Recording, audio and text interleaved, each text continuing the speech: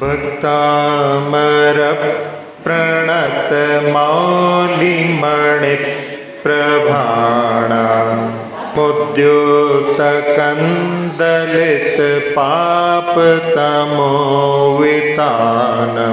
सम्यक प्रणम्य जिन पाद युगं युगादा वलंबनम भव जले पततांजनाना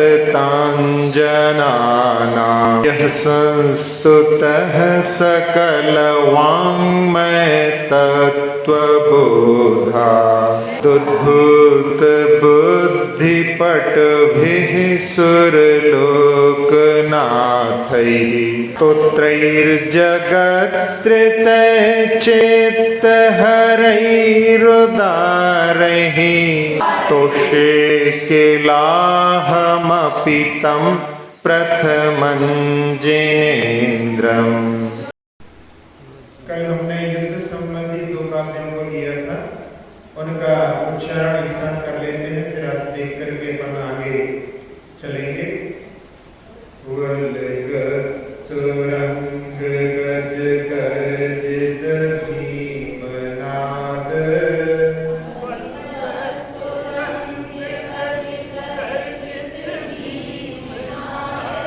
माजौ बलवता मरि भूपतिना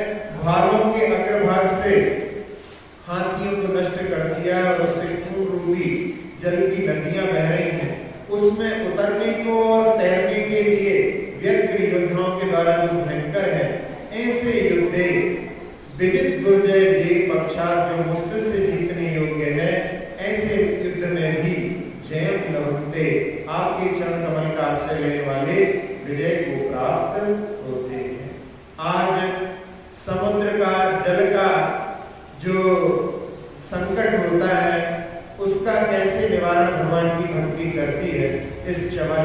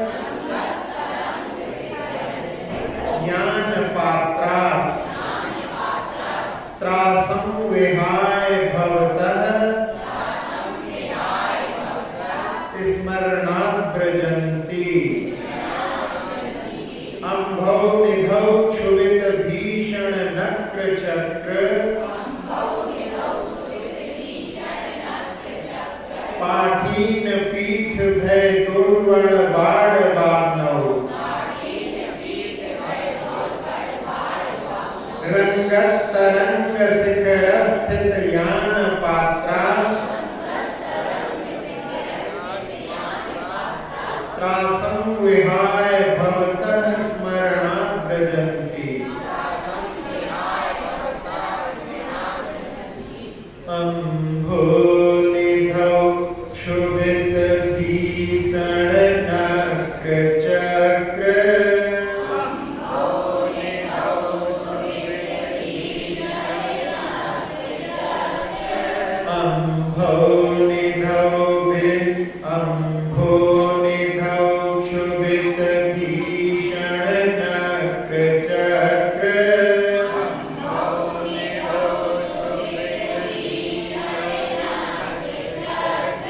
पाठीन पीठ भय दोलवण वाड वाग्नौ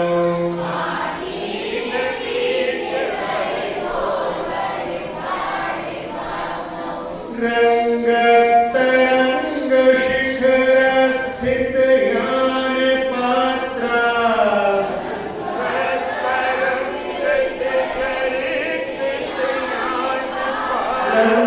रंगतरंग शिखर स्थित यान पात्रा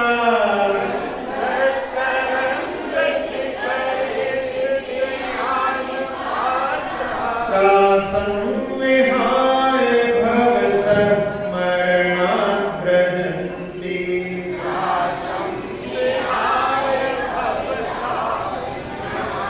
त्रासं विहाय भवतः स्मरणात् व्रजन्ति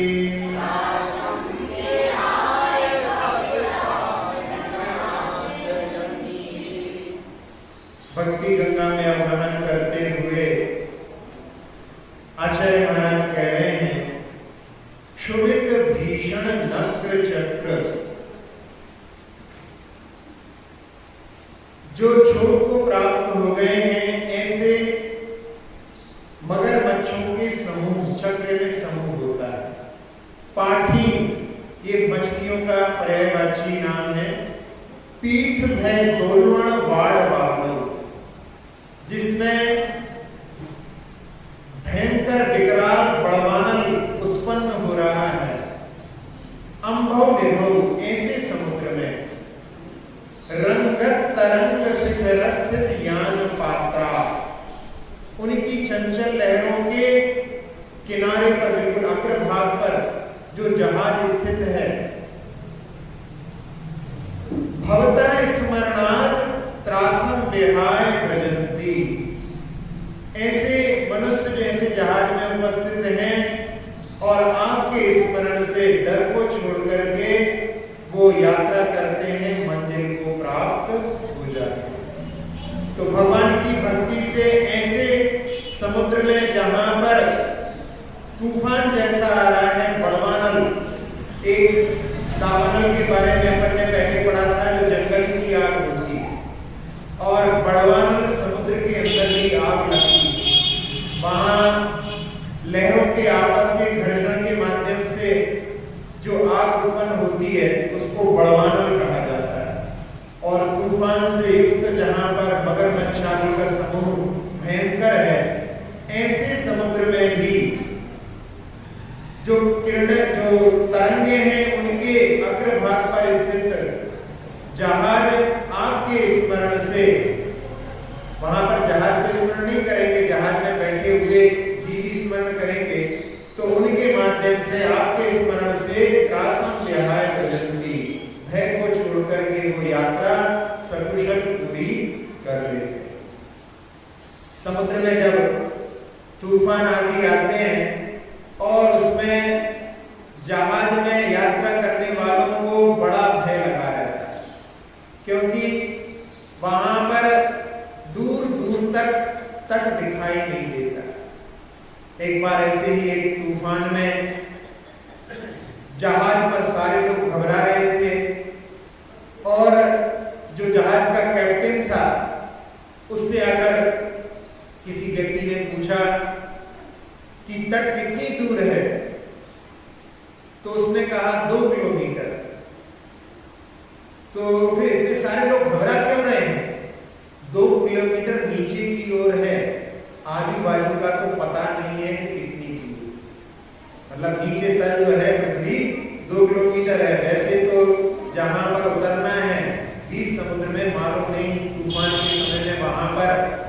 सिग्नल भी प्राप्त नहीं हो रहे हैं, कहाँ कितनी दूर तट है पता नहीं। ऐसी स्थिति समुद्र में बनती है और जब कभी तूफान आदि आ रहे हो तो उस समय तो और ही ज्यादा विकट स्थिति हो जाती है।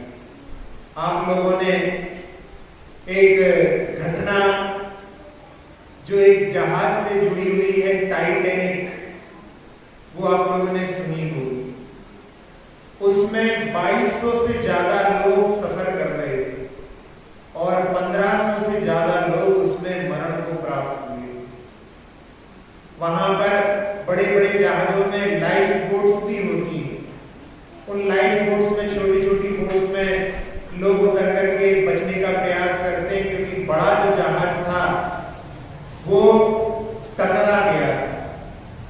एक हिमखंड वहां पर इतना कम टेम्परेचर था कि वहां पर बड़े बड़े हिमखंड समुद्र में बन जाते हैं, बर्फ के बड़े बड़े टीले जैसे बन जाते हैं और उनसे वो जहाज टाइटैनिक टकरा गया।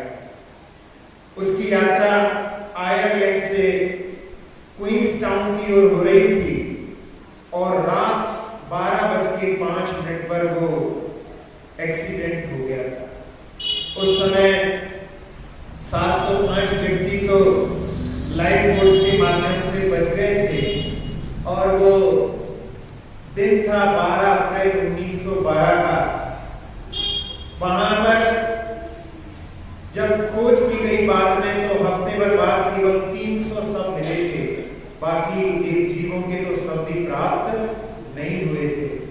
और उनकी घड़ी जो पहने हुए थे, जो डूबे थे, उनकी घड़ी 3:10 पर बंद हो गई थी। मतलब 12:05 से लेकर के 3:05 तक संघर्ष चलता रहा होगा और उसके बाद में वहां टेम्परेचर भी कम था, उसके कारण वो घड़ी आदि बंद हो गई। तो ऐसी घटना समुद्र में, वहां जहां यात्रा करने वाले रहते हैं उनके साथ में अक्सर ऐसी घटनाएं घटती रहती। तो उन घटनाओं में उस समुद्र को पार करना बड़ा ही जोखिम का काम रहता है। और उसमें यहाँ पर कह रहे हैं कि भगवान आपका जो स्मरण करता है, ऐसी घटनाओं में भी वहां पर सहजता से वो तट को प्राप्त हो जाता है। एक मैना सुंदरी और सुरसुंदरी की कथा तो आप लोगों ने सुनी है, लेकिन एक राजसुदा सुरसुंदरी की कथा अलग थी। उसमें एक राजकुमारी सुरसुंदरी, जिसके पति ने उससे विवाह करके उसको एक अनजान द्वीप पर छोड़ दिया। बचपन की बात उनके बीच में पढ़ते समय में कभी झड़प हो गई थी और पति उसको एक वीरान टापू पर छोड़ गया। एक सेठ वहां पर उस टापू पर आया और उसके लिए कि हम तुमको सुरक्षित कहीं छोड़ देंगे और अपने जहाज में पनाह लेकर के जा रहा था कि रास्ते में उसकी नीयत खराब हो गई और एक दिन वो उसके कक्ष में प्रवेश करता है।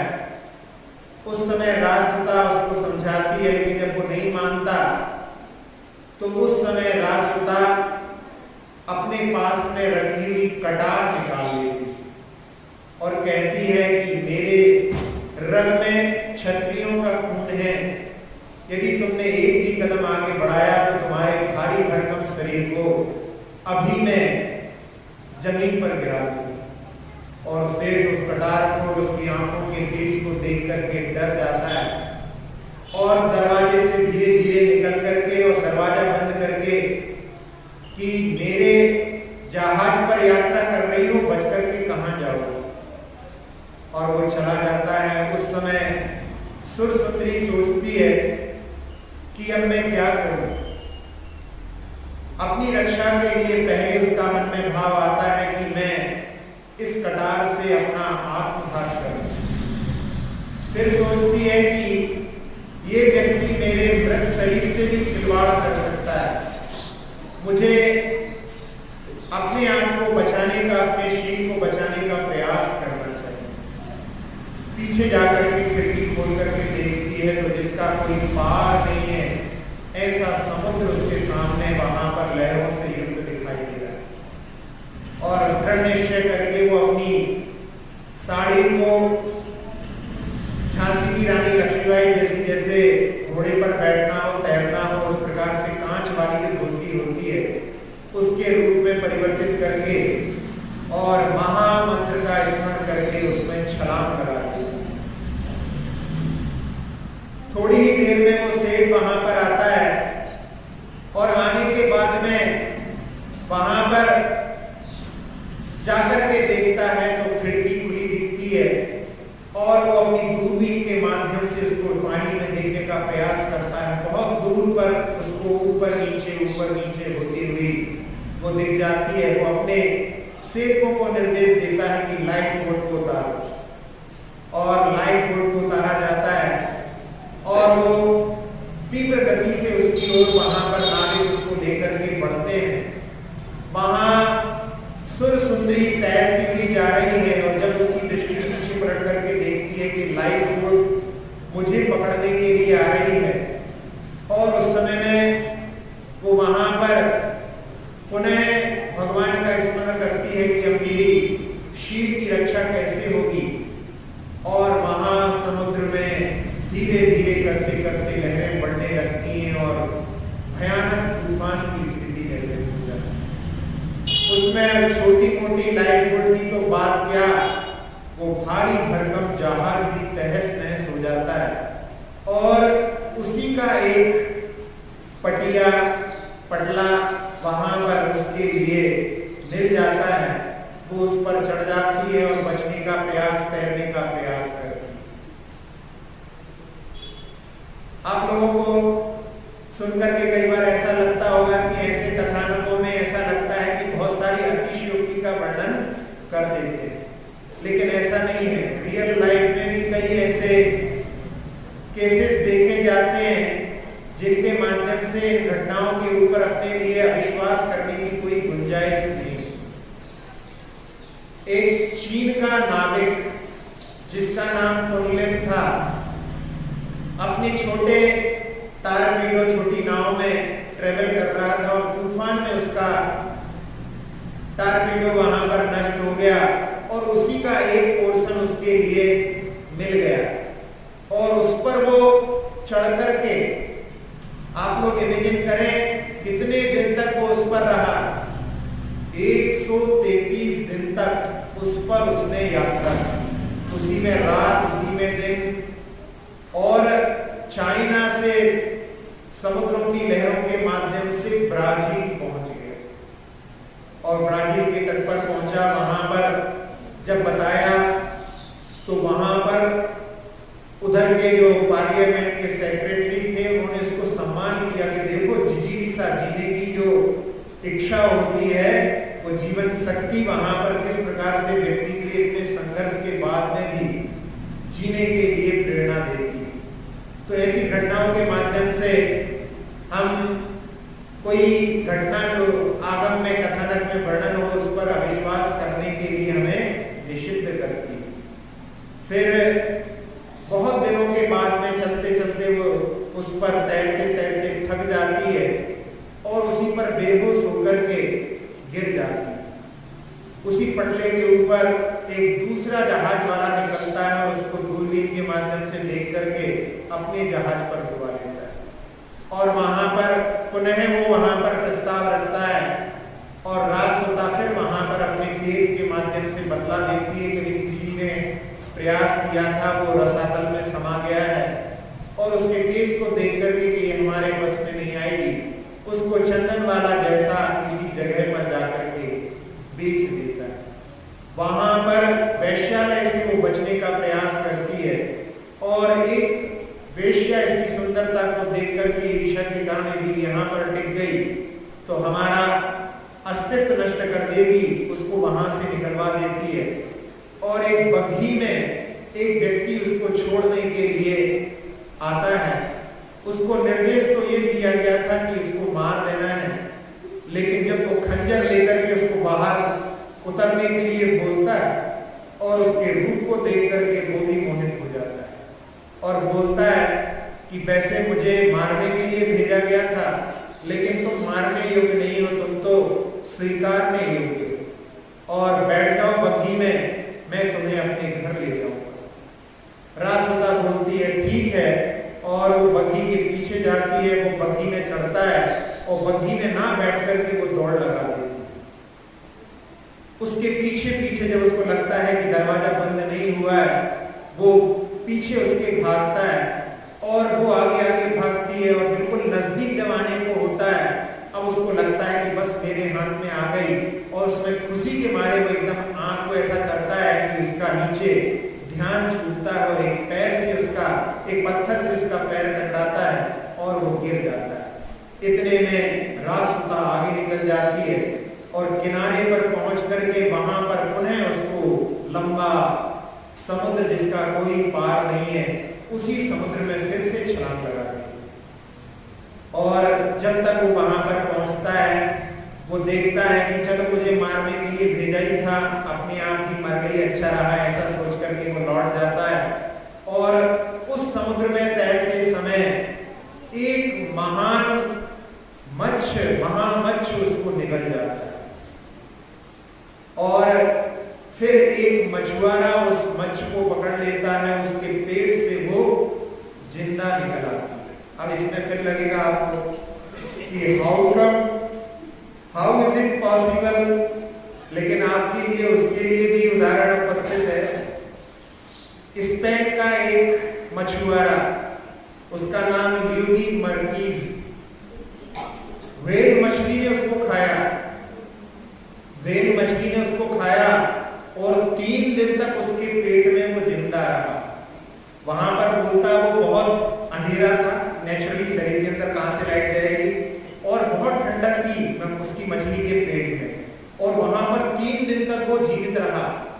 और कुछ ऐसा हुआ कि उसको मछली ने उगल दिया, उल्टी कर दी, उसको बाहर छोड़ दिया, वो बच करके आ गया।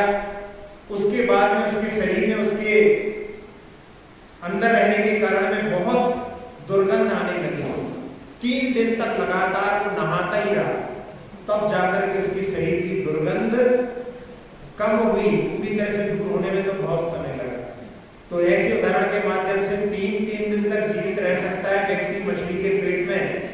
तो रासुदा वहां पर यदि जीवित निकली हो तो इसमें कोई अतिशयोक्ति आश्चर्य की बात नहीं। तो यहाँ भगवान की भक्ति से उसके लिए समुद्र के संकट यहाँ पर किस प्रकार से वहां पर बचने में सहायक हुए, अपन इसको उदाहरण के रूप में ले सकते हैं। यहाँ समुद्र का वर्णन तो है ही, साथ ही साथ में अपन इसमें जल के संबंधी जितने भी संकट हैं उनको भी अपन यदि इसमें साथ में ग्रहण कर लें तो और भी अपन संकटों को ले सकते हैं। इसमें अभी समुद्र के तूफान आदि की बात चल रही है। एक बार सुनामी लहर आई थी और जिसमें कितने लोग खत्म हुए थे, 2,67,000 से ज्यादा लोग खत्म हुए। उसके कारण अंडमान निकोबार जो आइलैंड है उसका आकार बदल गया। वहां का जो सरपंच था उसने बताया कि हजारों लोग यहाँ पर मरे थे, लेकिन जानवर एक भी नहीं मरा है। क्यों? क्योंकि जानवरों के पास में ऐसी सेंस होती है कि वो पहले से उनको एहसास हो जाता है। उसने बताया कि हमारे घर से बंदर भाग गया, कुत्ता भाग गया, गाय भाग गई, चूहा बिल्ली भाग गए, छोटी छोटी चींटी तक भाग गई। तो हमने समझा कि कुछ गड़बड़ है और हम भी भाग गए, और जब हम लौट करके आए तब कोई नहीं बचा था। ऐसी स्थिति उस समय में हुई थी। एक व्यक्ति शिकागो में था और समुद्र तट बीच को देखने के लिए उसने मन बनाया, गाड़ी में बैठ करके गया, लेकिन ऐसा हुआ जाना पहचाना रास्ता फिर भी रास्ता भूल गया और एक चौराहे पर फिर उन्हें बाद में फिर घूम के फिर वहीं पर आ गया। उसने सोचा चलो बाद में चलेंगे। 2 घंटे के बाद में प्रयास किया, फिर वैसी ही स्थिति। फिर उसने कहा चलो एक बार पानी पी करके फिर चलते हैं, और पानी पीने के लिए वो घर में गया और उसी बीच में वो सुनामी की लहर वहां पर टकरा गई। भगवान की भक्ति उसके मन में प्रगाढ़ थी, तो वो उस जगह पर नहीं पहुंच पाया जहां पर कोई भी बचने वाला नहीं था। तो ऐसी घटनाएं जहां पर होती हैं, उनके साथ साथ में हमने कहा था कि अपन नदी के आदि के भी संकटों को यदि अपन ग्रहण करें, तो हमने बरांग चरित्र की बहुत सारी घटनाओं को बहुत से काव्यों में लिया है। एक सिंह वाली घटना भी ली थी कि जिसमें रात भर बरांग कुमार पेड़ के ऊपर चढ़े रहे थे और बाद में वहां से हाथी के माध्यम से उनको मुक्ति मिली। रात भर उस पेड़ पर रहने के बाद में थकान से उनका शरीर और हाथी के जाने से कुछ रास्ता बन गया था, उस पर वो चल करके आगे बढ़े और उनको एक सुंदर झील दिखाई। उस समय में उन्होंने सोचा कि रात भर की थकान को दूर करने के लिए यदि इसमें स्नान कर लिया जाए तो अच्छा रहेगा, और उस झील में वो प्रवेश करते नहाते हैं। कहाँ तो राजकुमार थे तो ओटन आदि के माध्यम से स्नान करते थे, आज की ऐसी स्थिति के मिट्टी का उत्तर लगा करके उस झील में स्नान कर रहे हैं, और स्नान करने के बाद में डुबकी आदि लगाकर बाहर निकलने को जैसे ही होते हैं, इसी बीच में एक घड़ियाल ने उनके पैर को पकड़ लिया और बहुत प्रयास करते हैं वो उसके मुख से अपने पैर को छुड़ाने का, लेकिन जब असमर्थ हो जाते हैं तो उस समय में अनित्य भावना का चिंतन करते हैं कि संसार में कुछ भी स्थायी नहीं है। राजा राणा छत्रपति हाथ के असबार, मरना सबको एक दिन अपनी अपनी बात। दूसरों को सुनाने के लिए तो लोग तैयार हो जाते हैं, अपने लिए सुनाने के लिए वहां पर साहस और दृष्टि वहां पर हो, तो उस समय में उन्होंने अनुप्रेक्षा का चिंतन किया और उसके बाद में नहीं त्राता जगत्रे वीत रागा परम देवो ना भूतो ना। ऐसे भाव उनके मन में कि केवल जिनेंद्र भगवान की भक्ति ही हमें इस घड़ियाल के संकट से बचा सकती है, ऐसे भावों से वहां पर वो भगवान की भक्ति में तल्लीन हो गए और उस समय में उनका पुण्य वर्धन को प्राप्त हुआ। और उसी समय एक यक्षी वहां से निकलती रही और उसकी दृष्टि उसके ऊपर पड़ जाती है। वो वहां पर उस दृश्य को देख करके इसकी मुझे रक्षा करना चाहिए। सामने पुण्य वर्धन हुआ और वहां पर शाही उपस्थित हो गया। उसने अदृश्य रूप में उस घड़ियाल का मुख वहां पर खोल करके और उनको सहजता से बाहर आ गए। जब वो वहां पर बाहर आ गए और आसपास में कोई दिखाई नहीं दे रहा है, तब उस समय में उन्होंने भगवान की भक्ति के महात्म्य को ही वहां पर समझा कि उसके प्रभाव से मैं इस बंधन से छूटा हूं और जयकारा लगाते हैं जिनेंद्र भगवान का, अन्यथा शरणं नास्ति त्वमेव शरणं मम तस्मात् कारुण्य भावेन रक्ष रक्ष गिरीश्वरा। आपके ही द्वारा हमारी रक्षा हुई है। ऐसे भावों के साथ में जयकारा लगाते हुए वो आगे बढ़ते हैं और वो यक्षी एक सुंदर युवती का रूप बना करके धरा पर थोड़ी दूर पर उनके सामने उपस्थित हो जाती है। और जैसा सूर्पणखा चंद्रनखा जिसका नाम श्री राम लक्ष्मण को देख करके मोहित होकर के आई थी, ऐसी ही वो भी आकर के उनसे निवेदन करने लगी। और उस समय में कि मैं एक राजसुता हूँ, बड़े पुण्य से मेरा इस जंगल में भी संरक्षण हुआ है, लगता है आपसे ही मिलन का कोई अवसर होगा। और उस समय में बरांग कुमार बिल्कुल शांत रहते, कुछ नहीं बोलते। फिर वो उनके कंधे को पकड़ करके हिला देती है और कहती है कि तुम कुछ बोलते क्यों नहीं। तो उस समय बरांग कुमार कहते हैं कि मैं स्वयं असहाय हूँ, मैं किसी के लिए सहायता कैसे दे सकता हूँ।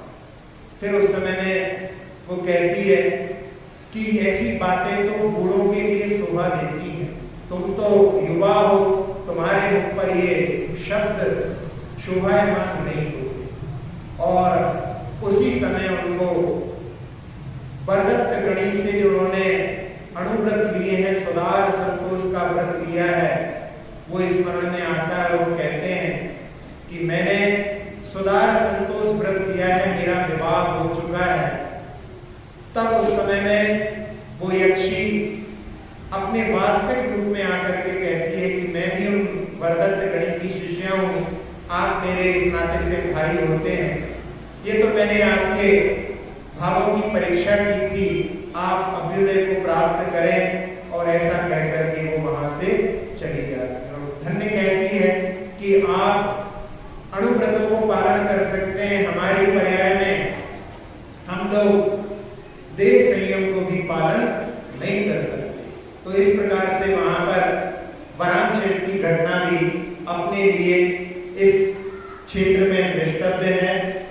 और इसी प्रकार से एक घटना जयकुमार की अपन पहले चर्चा कर चुके हैं, जिसमें कि मगर के द्वारा उनका हाथी वहां पर गंगा नदी में ग्रसित हो गया था और सुलोचना की भक्ति के माध्यम से वहां पर वो संकट दूर हुआ था। वो भी जल संबंधी भी संकट है, इसलिए अपन उसको भी यहाँ पर देख सकते हैं। श्रीपाल की घटना भी अपन लोगों ने पहले देखी थी कि जिसमें श्रीपाल को समुद्र में गिराया गया था और उन्होंने उस समुद्र को पार करके रत्नद्वीप में जाकर के वहां पर किनारे पर पहुंच करके बेहोश हो गए। यदि हम उनके पूर्व भाव का अवलोकन करें तो उनका पूर्व भाव में वो श्रीकंठ नाम के महामंडलेश्वर थे और उनकी पत्नी का नाम श्रीमती था। उस भाव में उन्होंने एक मुनिराज को, जो कि स्नान व्रत के धारी होते हैं, शरीर में धूल आदि लगने के कारण में गौर वर्ण में वहां पर ऐसा लगता था कि शरीर में कुष्ठ रोग आदि हो गया है। रोग नहीं था, लेकिन वहां पर उस श्रीकंठ राजा ने उनके लिए कोड़ी शब्द के माध्यम से उनकी हंसी उड़ाई और उसके जितने भी सहायक थे उन सब लोगों ने भी वहां पर हंसी हंसी में वहां पर उनके शब्दों का समर्थन किया। महाराज ने समता के साथ में कुछ भी प्रतिकार नहीं किया तो उसने तलवार निकाली और तलवार को उनके गले तक लेकर के गया। बाद में उसके मन में भाव परिवर्तन हुए, से तलवार को अंदर रख दिया और उसके बाद में उन महाराज के लिए उसने समुद्र में फिरवा दिया और थोड़ी देर बाद में उनको फिर वहां से निकलवा भी दिया। उसी का फल उसको इस जीवन में इस प्रकार से प्राप्त हुआ। उसकी जो श्रीमती नाम की पत्नी थी, जाकर के जब वो बताता है तो वो वहां पर बहुत पश्चाताप करती है और कहती है कि तुमने ऐसे पाप का बंध किया है तो नियम से जो है नरक गति के पात्र बनोगे। यदि प्रायश्चित नहीं लेते हो, समझा करके पति को मुनिराज के पास में ले गई और वहां पर क्षमा मांगी। उस भाव में भी उसने सिद्ध चक्र विधान किया था, उसके कारण में उसकी नरकाई तो टल गई, लेकिन जो निरति निकाचित कर्म थे वो इस भाव में भी उसके लिए प्राप्त हुए। ये भी अपन घटना इसके साथ साथ में देख सकते हैं। और इसी के साथ साथ में एक घटना महासती अतिमब्दे के जीवन की भी दृष्टव्य है। अतिमब्दे एक दक्षिण की एक सेनापति की पत्नी थी। चालुक्य वंशी राजा के यहाँ पर नागदेव नाम का महादंड नायक सेनापति था, नागदेव उसकी पत्नी थी। मालवा के परमार राजा मुंज एक बार उनके क्षेत्र में जाकर के और वहां पर युद्ध के लिए प्रयास कर रहे थे, तो उन लोगों ने विरोध करते हुए उनको वहां से खदेड़ा और मालवा के क्षेत्र में उनके पीछे वो लोग आगे बढ़ते गए। उसमें जो सत्याश्रय नाम का वहां का राजा का पुत्र था, वो और इनके महादंड नायक के साथ में वहां पर सेना उनके साथ साथ उनके नेतृत्व में जा रही थी और इसी बीच में मौसम परिवर्तित हो गया, पानी गिरने लगा और बीच में जो गोदावरी नदी थी उसमें बाढ़ आ गई। उन्होंने अपने गुप्तचरों से पता लगाया कि उनको तो खदेड़ दिया था, लेकिन जब लौट करके आ रहे थे तो वहां के जो राजा थे, परमार राजा के, उनकी सेना भी उनके पीछे आ रही है और उसमें महादंडनायक वहां पर घायल हो गए हैं और सामने नदी चढ़ी हुई है। अब कैसे प्रकृति के विरुद्ध बच करके ये लोग आएंगे, सारे शिविर में वहां पर चिंता थी। गोदावरी के इस तट पर शिविर लगा हुआ था और सामने वहां पर आते हुए वो लोग दिखाई दे रहे थे। उस समय अतिमब्बे अपने शिविर से निकली, बड़े तेज के साथ में सारे लोगों ने वहां पर देखा। उसने जाकर के पहले राजा और अपने ससुर को प्रणाम किया और एक ऊंचे टीले पर गोदावरी के निकट खड़े होकर के उसने कहा कि यदि जिनेंद्र भगवान के प्रति मेरी भक्ति सच्ची है और मेरा सतीत्व यदि मुझ में विद्यमान है तो हे गोदावरी, मैं तुम्हें आज्ञा देती हूँ कि थोड़े समय के लिए तुम अपने वेग को बिल्कुल धरती तल से मिला दो। और वहां पर ये शब्द जितने लोग उपस्थित थे सब लोगों ने सुने और वहां पर आश्चर्य घटित हुआ। जो तूफान का वेग लेकर के बह रही थी गोदावरी नदी, वो क्षण भर में बिल्कुल जमीन से मिल गई और वहां पर जो लोग इंतजार कर रहे थे, उनके परिवार वाले और जितने भी, वो सारे लोग गोदावरी को पार करके इस पार आए और थोड़े ही समय में फिर से पुनः वेग लेकर के गोदावरी उसी वेग से बहने लगी। और वहां पर जो शत्रु राजा पहुंचे, तब तक इन्होंने यहाँ पर इस तरफ पहुंच चुके थे और ये घटना वहां के शिलालेख में स्थित है। केवल यही नहीं, इसके 100 वर्ष बाद एक फैसल वंश हुआ है जिसमें आप लोगों ने महापट्ट देवी शांतला का नाम सुना होगा। वो उसी वंश में विवाह हुआ था उनका, होयसल वंश में। उसमें गंगदेव नाम के सेनापति थे और उनके समय में भी ऐसी घटना बन गई थी कि उनकी सेना कावेरी नदी के पास में इस प्रकार से फंस गई थी। तब उस समय में उन्होंने 100 वर्ष बाद में सेनापति गंगदेव ने अतिमब्बे की साक्षी लेकर के वहां पर कावेरी के लिए भी इसी प्रकार से वहां पर कहा था और वहां पर भी वो घटना घटी थी कि कावेरी ने भी उनके लिए रास्ता दिया था। ये शिलालेख है, इन शिलालेखों के माध्यम से जो घटनाएं घटती हैं उनका इतिहास बनता है, उनके माध्यम से ये घटना इतिहास में भी दर्ज है। तो भगवान की भक्ति के माध्यम से किस प्रकार से यहाँ पर पानी संबंधी जो भी उपद्रव होते हैं उसमें भगवान की भक्ति किस प्रकार से सहायक होती है, इस उदाहरण के माध्यम से भी हम देख सकते हैं। एक घटना पूज्य मुनि श्री सुधा सागर जी के पूर्व जीवन की भी, उनका नाम जय था। जैसा कि अपन ने जय कुमार सुलोचना की घटना भी पढ़ी है, तो उनके गांव ईश्वरवाड़ा के पास में 2-3 किलोमीटर दूर पर एक सौंदनी नदी है और उस नदी को उन्होंने हर समय में, यानी ठंड में, बरसात में, गर्मी में हमेशा उसको पार किया।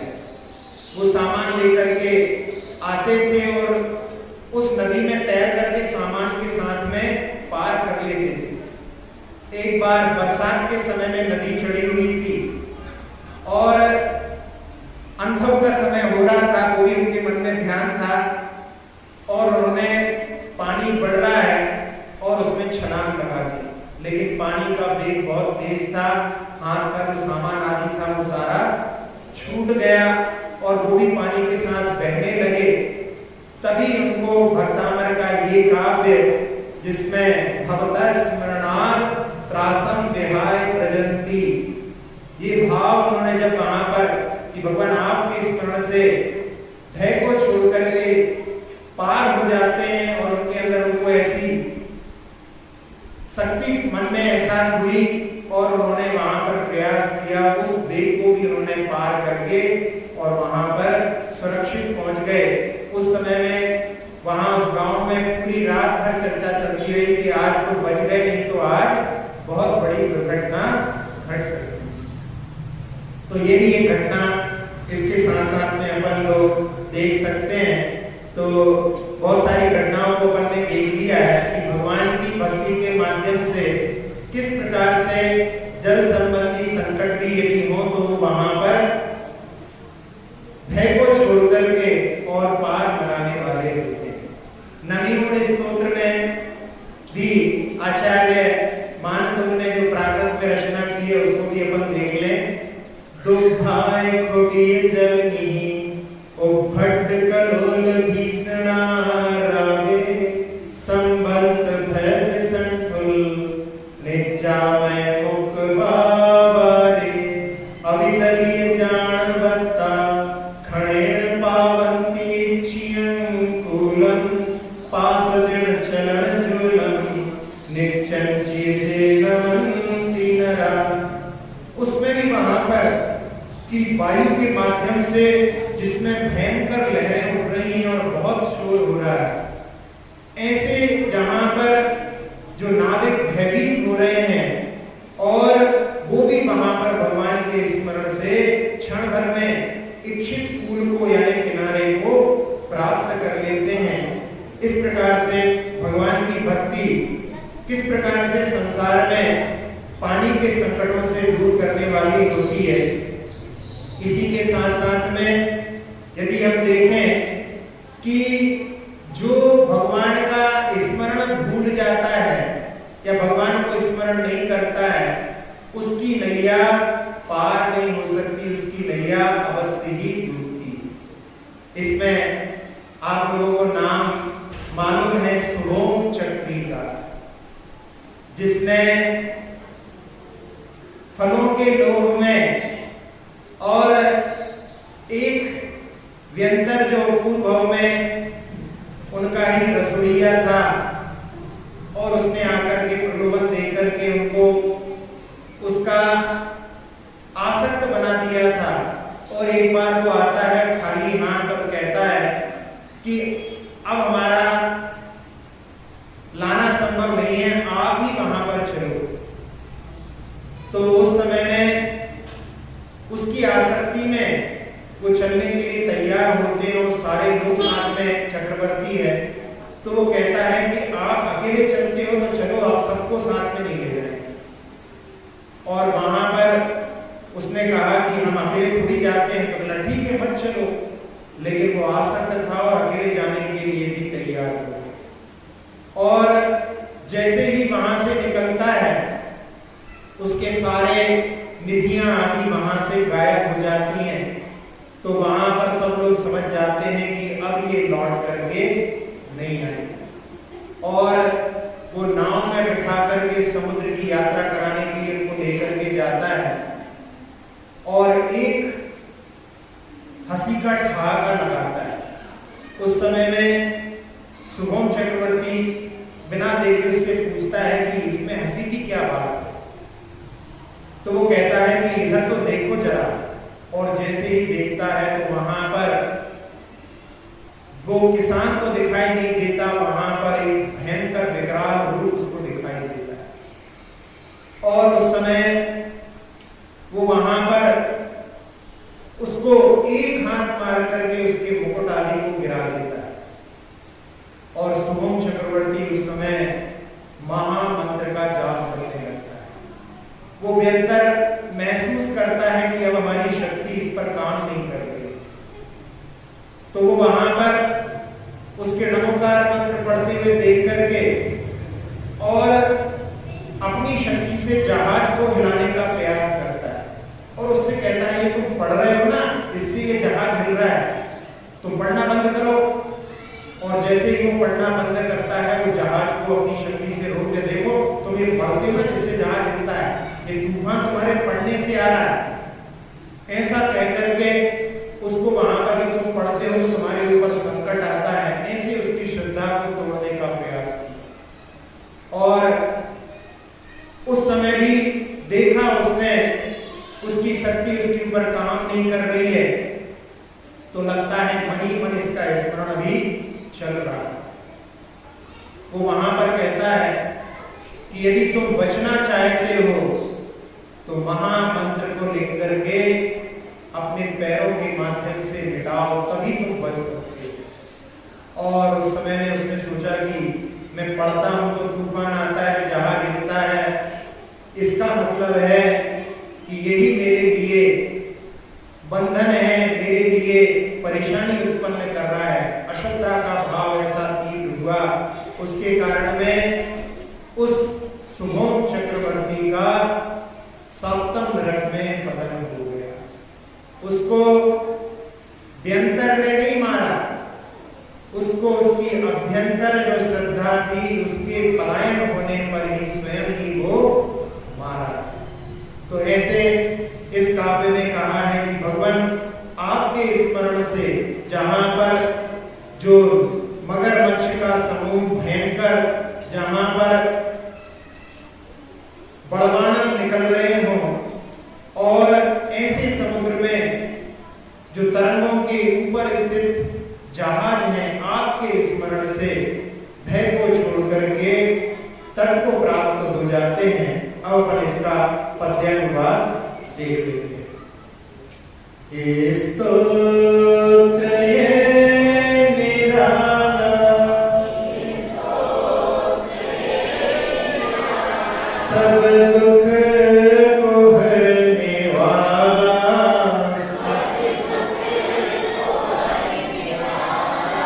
आओ पढ़े भक्तामर,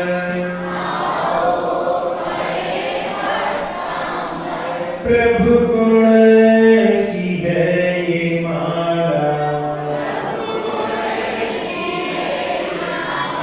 स्तोत्र ये निराला,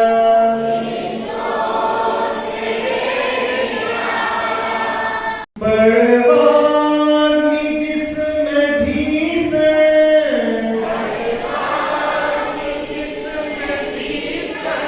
लहरों से सिंधु गरजे,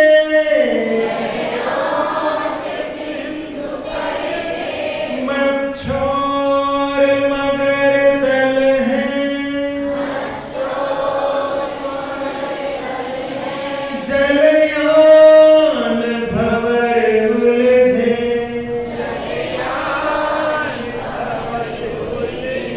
प्रभु नाम स्मरण से, निर्भय मिले किनारा,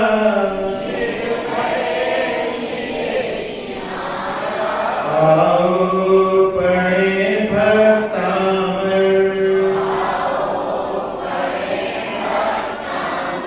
प्रभु गुण की है ये माला, स्तोत्र ये निराला। अक्षर पद मात्रा से दूषित वचन अगर ममहीन रहे और प्रमाद कषाय के वश में सम्यक अर्थ विलीन किए, जिन वाणी माता मेरी उन सब त्रुटियों को क्षमा करें, दें आशीष शीघ्र हम सबको केवल लब्धि रमा मिले, प्राप्त हमें हो बोधि समाधि परिणामों की शुद्धि हो, निज आत्म उपलब्ध हमें हो, शाश्वत सुख की सिद्धि हो, चिंतित वस्तु दात्री माता चिंतामणि उपमा भाती, करो वंदना पूर्ण विनय से चरण रखूं मैं ये पाती, कर जिन वाणी स्तुति तन की ममता टार, महामंत्र का जाप अब सभी जपें नव बार।